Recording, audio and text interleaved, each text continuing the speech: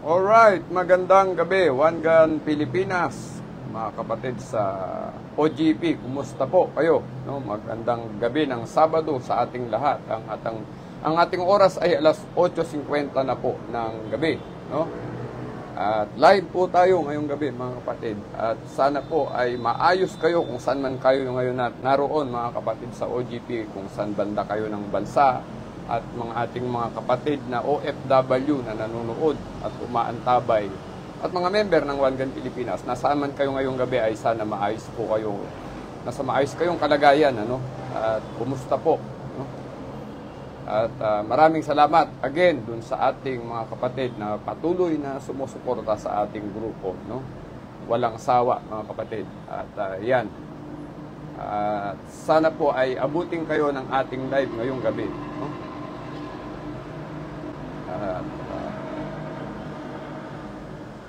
Ayan, no?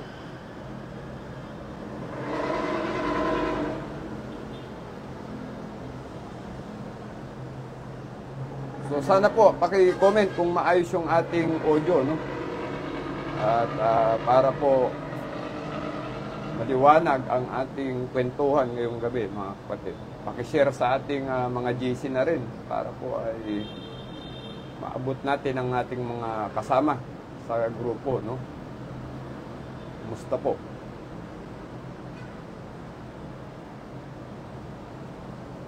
So, yan, may viewer na yata tayo ngayon. Sino yung ating viewers?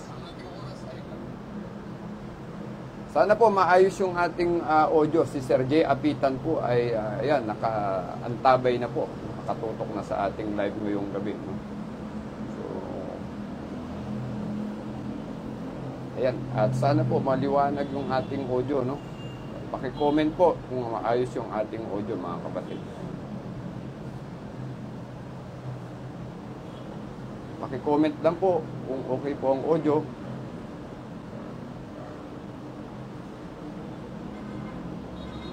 Si Sir J. Apitan, good evening po, no?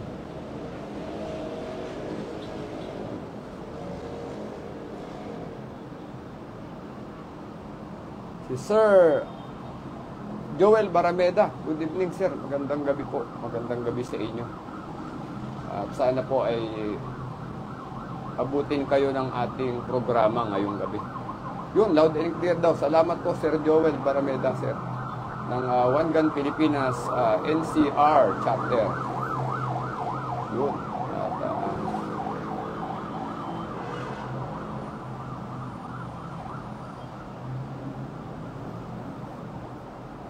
Yun, at maayos siguro at okay sana yung wala sana, hindi sana paputol-putol ang ating audio ngayong gabi, no? Nung nakaraan po, nag-live tayo, medyo hindi maganda yung ating signal, no? Medyo paputol-putol, nakatatlong yata po tayo nun, relive, no? Kasi nga po hindi maganda yung ating signal. At any rate, maraming salamat po again sa inyo. At ayan, Sir Gerardo Baniked ng One Gun Pilipinas La Union. Yan, siya po ang ating chapter leader sa La Union, mga kapatid, no? Magandang gabi po, Sir Romel Pasahol. Ito po yung Pasahol Gunsmith Shop natin sa no? Sa Cavite, no? Sir Romel Pasahol, lang po yung comment yung nyo, yung address ng inyong gun shop, para po maka-discount naman yung ating mga member, no? So, dyan sa gun shop ni Sir Romel Pasawol, mayroong discount ang mga OGP members sa Cavite yan, no? Sir Romel Pasawol, lang po yung yung inyong address dito sa comment section para makita ng mga kapatid nating malapit dyan sa'yo sa Cavite, para pag nagpagawa sila ng kanilang mga firearm ay maka-discount naman sila, no? So, yun. OGP Batangas, magandang gabi po sa mga taga-kapatid natin sa OGP Batangas. Yan, kumusta po kayo, mga kapatid, no? Mga kapatid natin sa OGP Batangas ay pinangungunahan po yan ng ating chapter leader Joel Tondo ng Lanay na Sugbo Restaurant, no? Long Skinetes, good evening po. Thank you for watching, sir. Salamat sa panonood po ninyo. Yan. So, ayun mga kapatid, at mag-a-update tayo, no, sa tungkol sa kaganapan dito sa ating ginagawang hatid kalinga sa Cebu, no, mga kapatid, no. So, yan, bago ang lahat, sir, no, kaya Biab, magandang gabi po sa inyo, no. I hope maganda yung ating audio, no. Sana po maliwanag ang audio, no. Yun po ang mahalaga pag tayo ay nagla-live, no, at naririnig ang ating boses, no. Opo. Yan. Magandang gabi po sa mga member natin sa OGP Cavite. Magandang gabi po sa inyo, mga kapatid sa Cavite, no. Sa pangunguna ng Sir Danilo Barion at John Patrick Contado, yung ating Cavite chapter.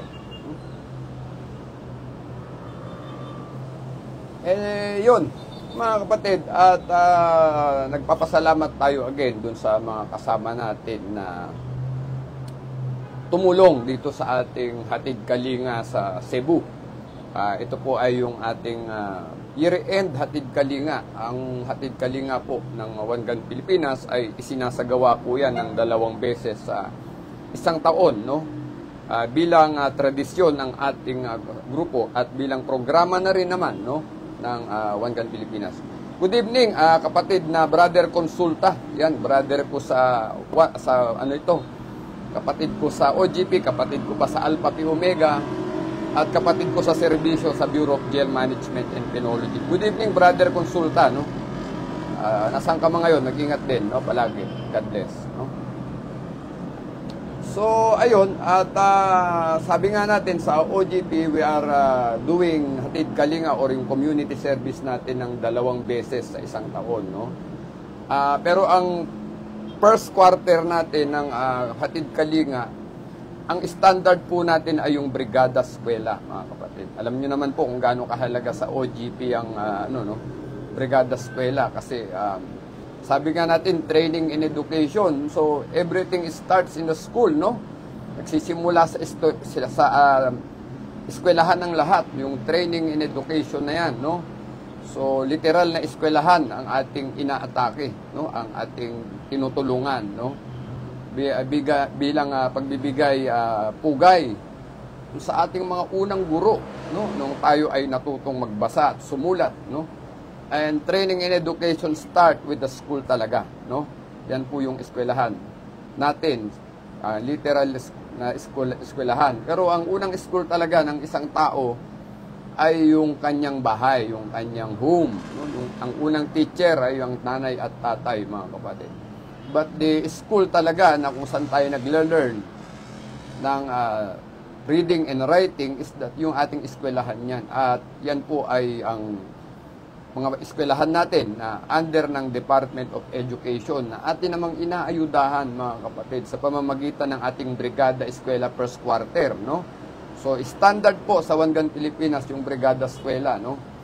At before the end of the year, nagsasagawa rin tayo ng brigada ng ating hatid kalinga, hindi na po yan sa eskwelahan. Diyan po ay nag-iisip na tayo ng mga grupo, tao na tutulungan para sa ating year-end hatid kalinga. So, maliwanag po, no? At ang hatid kalinga, again, para sa mga bago sa OGP, para po hindi kayo maguluhan, bakit may ganito ang One Gun Pilipinas? Ang una pong intensyon ng ating grupo kung bakit tayo nagko-community service or naghahatid kalinga, ay para abutin naman po yung mga taong wala sa gun community. So, ang ating intensyon ay iparamdam sa kanila na tayo man ay nasa gun ownership community, ay lumalabas tayo sa ating komunidad para magpaabot ng tulong at ng ating pag-alalay din naman dun sa mga taong hindi involved sa komunidad ng pag-aari ng baril. So, ang tanong, bakit natin ito ginagawa, mga kapatid? Para hindi po tayo maging kakaiba sa kanilang paningin, no? Hindi po tayo makulong dun sa branding o dun sa pagtatag, no? Ang pagkakaalam kasi sa mga gun owner ay mayayabang, mga siga, abusado, mga brusko, arugante, lahat ng mga madalas pangit na mga pagdidescribe o pagsasalarawan ng gun owner ay nandoon na, mga kapatid. So, what we did sa One Gun Pilipinas ay kinereate natin, ilikha natin itong programa na ito para maiba naman, mga kapatid, ang tingin ng mga taong hindi nag-aari ng baril sa mga taong nag-aari ng baril na katulad natin, mga kapatid. So, sana po, sa mga bago, huwag kayong maguguluhan bakit may ganito tayo, no?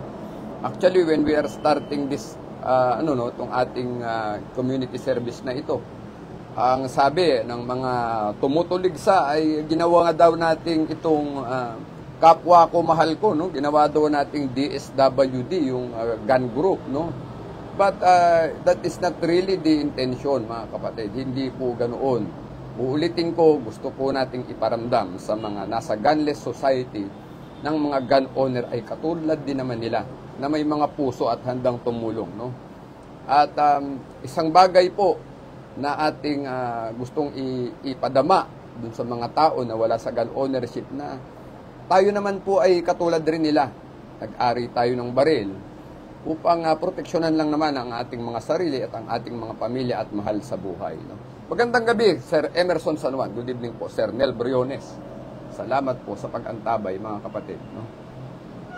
So much for that. Ay nagbina-background lang natin bakit tayo may hatid kalinga, at may community service ang One Gun Pilipinas para sa mga bago nating member at mga bagong nanonood dito sa ating live para po hindi kayo maguluhan, no? Opo. At alam niyo po, ang ginagawa nating pagtulong na ito at ang ating pagsisilbi sa komunidad na wala sa pag-aari ng baril ay isang pagpapakita ng ating pagmamalasakit sa ating kapwa Pilipino. At the same time, ito ay pagpapakita ng ating pagmamahal sa ating inang bayan at kapwa Pilipino. Nasyonalismo, no? Kaya nga po ang OGP ay may slogan tayong Por la Patria, no, mga kapatid. Yan ay para sa bayan, mga kapatid. Para sa bayan po. No? So, wag po sana tayong maguluhan, mga kapatid, bakit may ganitong klaseng programa ang ating grupo. No? Yun lamang, magandang gabi ulit sa ating mga bagong pasok sa live, no? Si Sir Di Marmar, good evening po, no? At batiin pa natin ang iba nating mga manunood. Si Sir Nel Briones, again, magandang gabi po. Thank you for watching, no? So, ito po ay hindi malabong bagay, mga kapatid. Lagi naming ipinapaliwanag para hindi kayo maguluhan, ano? At para po maintindihan ng bawat isa kung bakit natin ito isinasagawa, mga kapatid.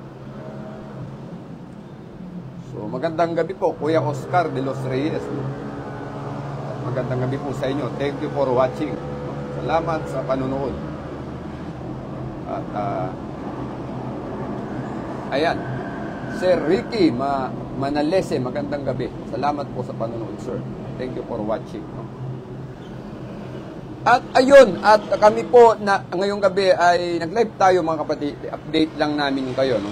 At maraming salamat sa mga nagpahabol ng tulong at nagpaabot pa ng donasyon para sa ating OGP Hatid Kalinga Cebu earthquake victim, no? At kanina po ay nag-usap kami ng Attorney Javier Peña. Siya nga pala, mga kapatid, no, bago ang lahat, magpasalamat tayo sa ating chapter leader ng Cebu na si Attorney Javier Peña, no? Dahil alam nyo, ang effort niya ay 2 araw na itong nagtatrabaho para sa ating Hatid Kalinga, no? Last time nag-usap nga kami, sabi ko pasensya ka na, attorney, kasi ikaw talaga yung ikaw yung itatap namin diyan dahil ikaw ang nasa Cebu, no? Pero alam nyo, ito ang maganda sa ating mga member. Anuman ang kalagayan sa buhay, mga kapatid, sinasantabi yung pride, no, yung titulo, yung kalagayan, no, sa buhay para po sa pagsisilbi sa kapwa natin tao, no? Napakagandang po. Ako, Attorney Peña, saludo po kami sa inyo, no? Respeto po sa inyo. Alam niyo po, ang Attorney Peña, before ito nag-private practice, dati po itong NBI agent, no? And he went to private practice, he go to umalis siya sa government service, at ito po, nag-private practice po ang Attorney Peña, no? At kasama natin siya ngayon, siya po ang ating chapter leader ng Cebu. At makikita nyo po ang kabutihan ng puso ng taong ito. Dahil alam nyo, siya ay abogado, siya ay nakakaangat sa pamumuhay, pero is very willing to serve yung ating mga kababayan. At alam niyo po, magsilbi dito sa One Gun Pilipinas as chapter leader, no? At nakakatuwa po dahil nung tayo ay makiusap, sabi niya, para sa OGP sir, gagawin ko yan, sabi niya. At tutulong po tayo.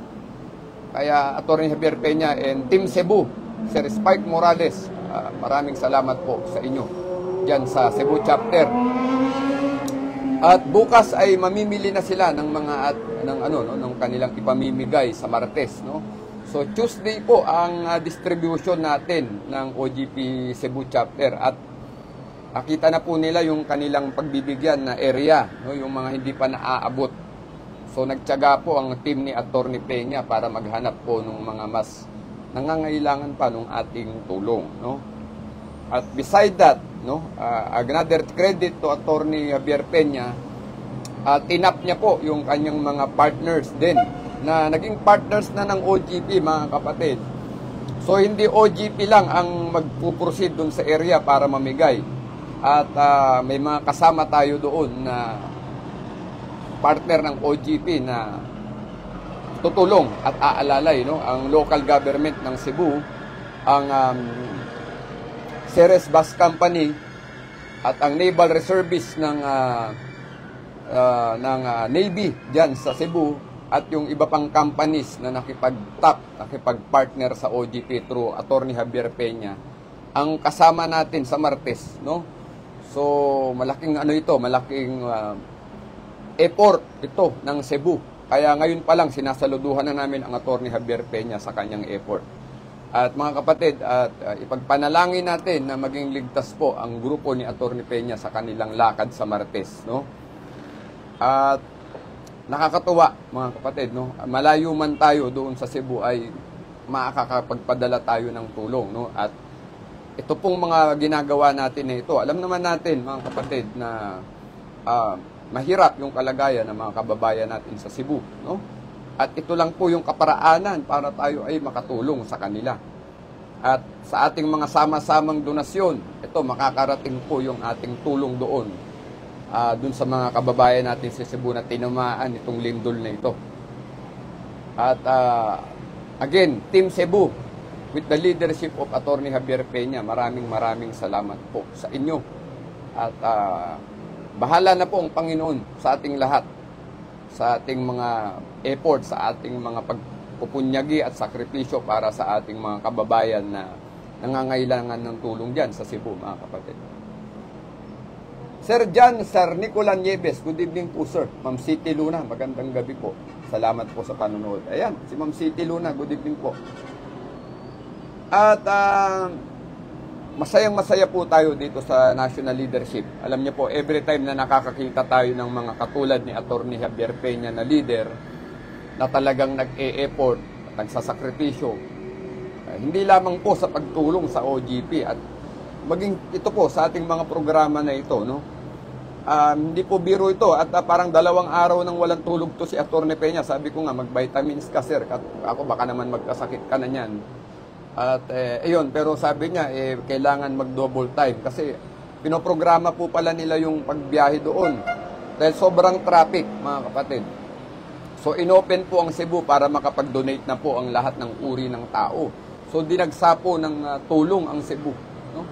Ito po, makikita natin ang Pilipino sa mga oras ng kagipitan ay talaga namang nagtutulungan, no? Magandang po ito, indikasyon na sa mga ganitong pagkakataon, ang Pilipino, kapwa Pilipino ay hindi magdadalawang isip na tumulong sa kapwa niya Pilipino, mga kapatid.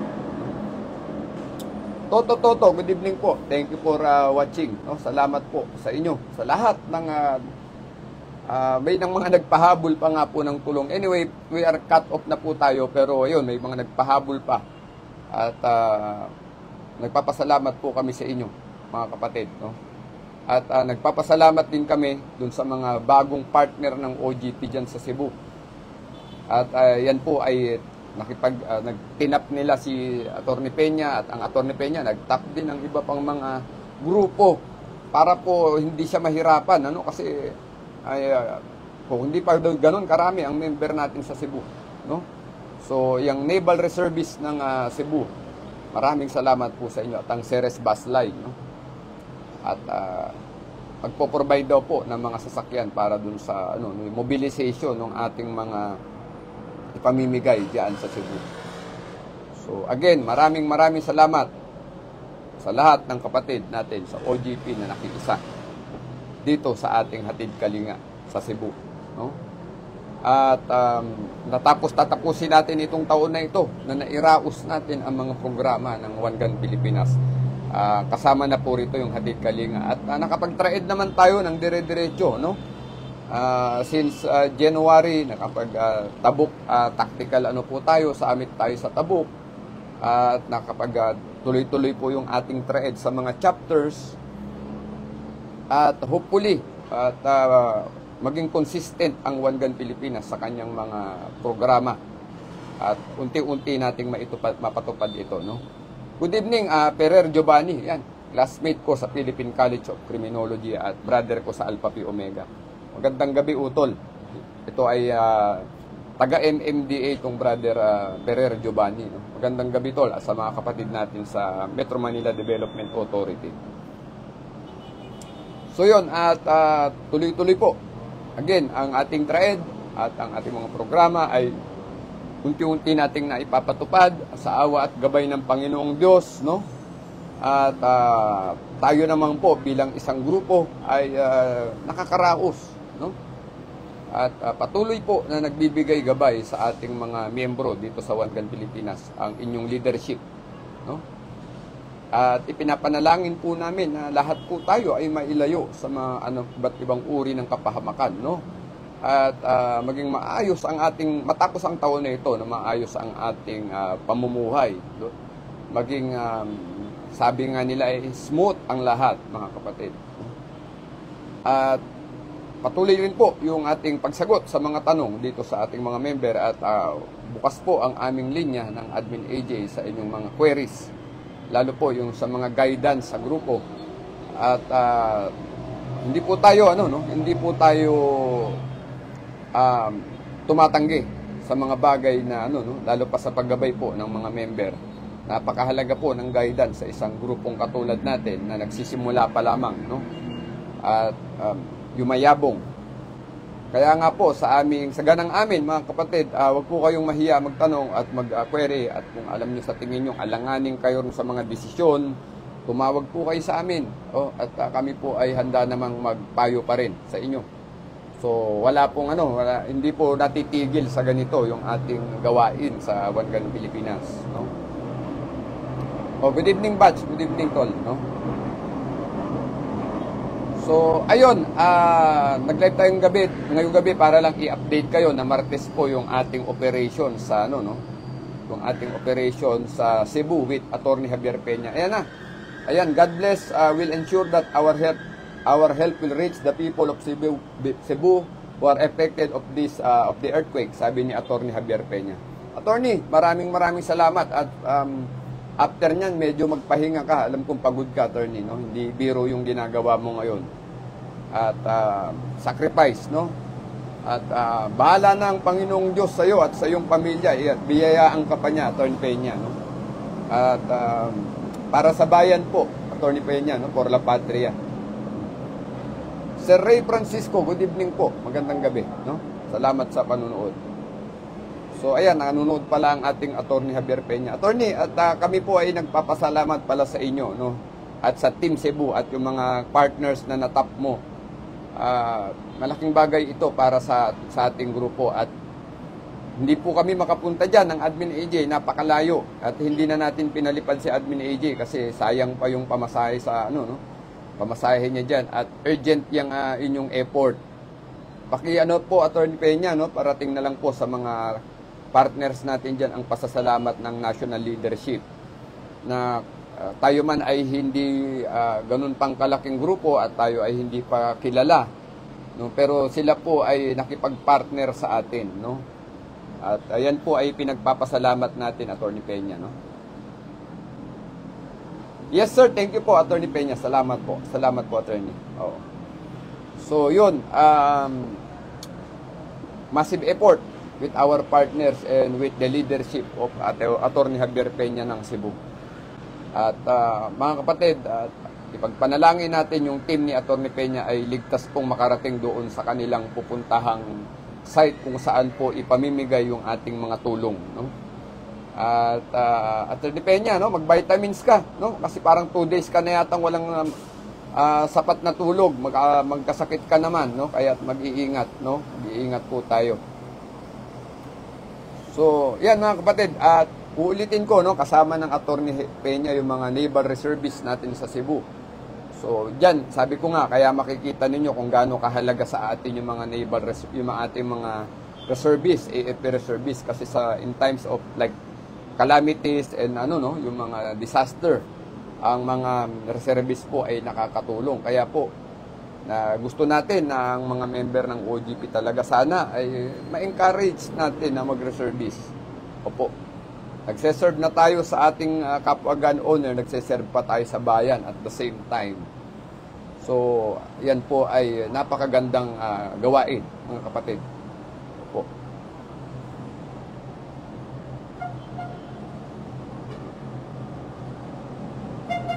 So yun, mga Martes po, mga kapatid, at nag-live lang tayo sandali para po i-update kayo kung ano na po yung kaganapan.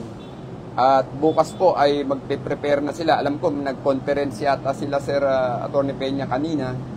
At bukas mag-start na silang mag-mobilize. At sila po ay bukas mamimili na ng mga ipamimigay. Magdadagdag pa sila ng ating mga ng mga items na i-distribute doon sa Bogo. I think napili yata nila sa Bogo, Cebu, no? Pero anyway, baka meron pang ibang destination. We will na lang, update na lang kayo later on. Pero i-document naman ni Attorney Peña lahat ng activities niya doon pagdating sa site. At yun po, to God be all the glory, no? Tagumpay na naman tayo, no? In advance po, we congratulate Attorney Peña and Team Cebu sa kanilang joint effort with our mga partners with ating earthquake relief operation ng OGP Hatid Kalinga. So, Michael Canelas, good evening po. Salamat sa panunood. At yun lamang po mga kapatid, pagpalain tayo ng Panginoong Diyos, ingatan niya tayo at doblehin po natin yung pag-iingat sa mga ganitong panahon na tayo ay nasa kalamidad. At ipagpanalangin natin ang grupo again ni Attorney Javier Peña sa Cebu para po smooth yung kanilang distribution ng ating mga items na ipamimigay, yung ating mga relief goods na ipamimigay po sa Cebu, sa Martes. At yun lamang po, One Gun Pilipinas, together we care, together we go, together we grow, no? At to God be all the glory. Mag-iingat po tayo palagi. Magandang gabi sa ating lahat.